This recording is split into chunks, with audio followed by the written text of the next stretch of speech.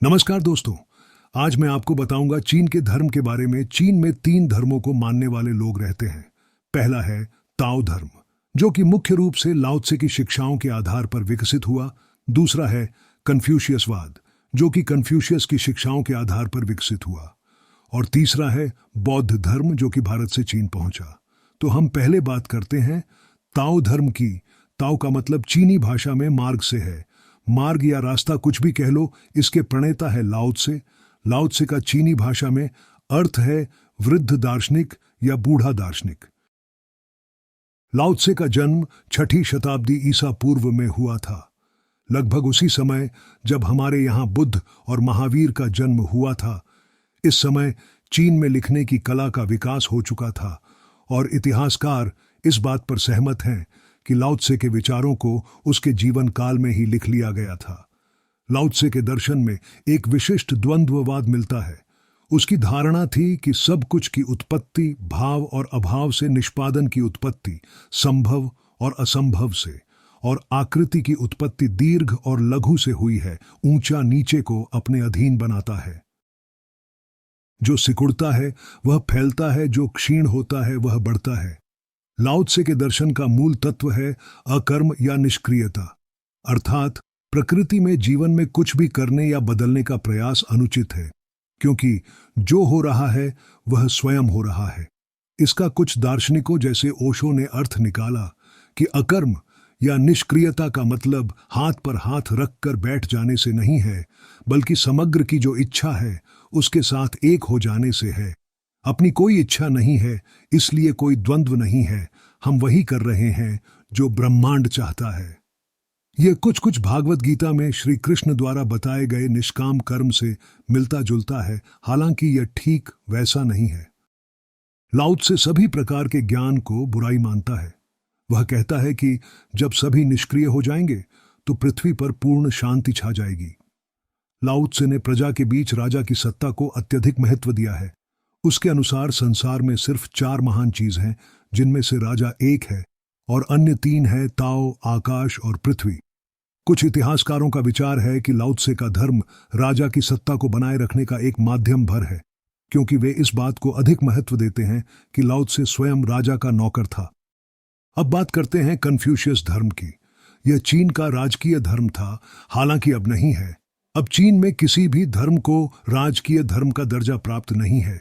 इसके प्रणेता हैं कन्फ्यूशियस। यह भी लगभग लाओ त्से के समय ही पैदा हुआ, लेकिन कन्फ्यूशियस का दर्शन और संप्रदाय लाओ त्से की दर्शन पद्धति से बिल्कुल अलग है। कन्फ्यूशियनों की रचनाओं में धार्मिक सामग्री बहुत ही कम है। इसकी मुख्य विषय वस्तु, आचरण और सम्यक जीवन के नियम हैं। कन्फ्यूशियस का सिद्धांत मुख्य रूप से राज्य के अच्छे शासन, सरकारी कर्मचारियों द्वारा अपने दायित्वों के ईमानदारी से पालन और पारिवारिक जीवन में सही व्यवस्था से संबंध रखता है। इसमें पुरोहितों के लिए कोई स्थान नहीं था। पूजा पाठ तथा अनुष्ठान सरकारी अधिकारियों द्वारा कराए जाते थे। यह पुरानी मान्यताओं के कठोरता पूर्वक पालन करने पर बल देता था। इनमें सबसे महत्वपूर्ण पितृ पूजा थी। हर परिवार का अपना पूजा गृह था, जहां वर्ष में एक निश्चित समय में पूजा पाठ अनुष्ठान किए जाते थे। हर कुल या गोत्र का अपने आदि पूर्वज के सम्मान में निर्मित एक मंदिर होता था। चीनियों के धार्मिक विश्वासों के अनुसार मनुष्य का सबसे बड़ा कर्तव्य माता पिता की सेवा तथा पितृपूजा है। पुत्र धर्म के 5 लक्षण बताए गए हैं। पहला है माता पिता का हर प्रकार से आदर सम्मान करना। दूसरा है उन्हें उनकी मनपसंद की चीज खाने को देना। तीसरा है उनके बीमार होने पर अफसोस करना। चौथा है उनकी मृत्यु पर घोर दुख मनाना। और 5वां है उनका विधिवत श्राद्ध करना। धार्मिक दृष्टि से किसी भी चीनी के लिए सबसे बड़ा दुर्भाग्य पुत्र का ना होना है, क्योंकि उस हालत में उसका श्राद्ध करने वाला और पूर्वजों की चिंता करने वाला कोई नहीं होगा। इस कारण चीनी लोग उन मृतकों की आत्माओं को प्रसन्न करने के लिए विशेष पूजा पाठ करते हैं जिनकी चिंता करने वाला कोई नहीं है। एक और रोचक बात है कि सरकारी नौकरी के लिए परीक्षा होती थी और परीक्षा का पाठ्यक्रम था कन्फ्यूशियसवाद की रचनाओं में पारंगत होना। चीन में वहां की धरती पर ही पैदा हुए दो धर्म के अलावा भारत से पहुंचने वाला बौद्ध धर्म भी काफी लोकप्रिय है। बौद्ध धर्म को चीनी लोग फो की शिक्षा कहते हैं। बौद्ध धर्म का चीन में प्रवेश हीनयान मत के रूप में हुआ था, लेकिन यह अधिक समय तक नहीं टिक सका। बाद में इसका महायान स्वरूप पहुंचा, जो आज तक जड़ जमाए हुए हैं। कन्फ्यूशियस मत, ताओ पंथ और बौद्ध धर्म के बीच शांतिपूर्ण सह अस्तित्व के बावजूद संघर्ष चलता रहा है, मगर यह शुद्ध राजनीतिक संघर्ष था। कन्फ्यूशियस अधिकारियों और ताओ पुरोहितों के बीच सरकारी पदों के लिए, आमदनी वाली जगह के लिए, राजनीतिक जीवन पर प्रभाव डालने के लिए लगातार होड़ लगी रहती थी। आप सोचते होंगे कि यह सिफारिश, भ्रष्टाचार, मलाईदार जगह पर पोस्टिंग आज ही है। नहीं, यह सब बहुत पहले से चला आ रहा है और शायद ही कभी खत्म हो। राजकीय कामकाज में हस्तक्षेप न करने की लाओ त्से की शिक्षा के बावजूद ताओ पुरोहित सदा सत्ता के लिए लालायित रहते थे। चीन के इतिहास में ऐसे युग भी आए जब पुरोहितों ने अन्य दलों के साथ गठबंधन बनाकर सत्ता में महत्वपूर्ण भागीदारी प्राप्त की। उदाहरण के लिए पूर्णतया कन्फ्यूशियसवादी हान वंश का तख्ता किसान विद्रोह के फलस्वरूप उल्टा गया। इसमें सबसे प्रमुख था पीली पट्टी वालों का विद्रोह, जिसके नेता ताओपंथी थे। चीनी देव मंडल काफी बड़ा तथा जटिल है। उसमें अन्य धर्म से लिए गए देवता भी हैं और स्थानीय मूल के देवता भी। चीनियों का सबसे बड़ा देवता शांगती है, जिसका अर्थ है आकाश का सम्राट। चीनियों के विश्वासों में ड्रैगन को भी महत्वपूर्ण स्थान प्राप्त है। ड्रैगन को हम नाग दैत्य कहते हैं। अनेक ड्रैगन प्रेत आत्माएं वर्षा तथा जल स्रोतों का नियंत्रण करती हैं, इसीलिए किसान भी उसकी पूजा करते हैं। चीनियों में एक बड़ा ही रोचक विश्वास है कुमारी गर्भधारण का, जिसमें कुंवारी कन्याएं बिना संभोग के गर्भ धारण करती हैं और उनसे जन्मा पुत्र राजा बनता है।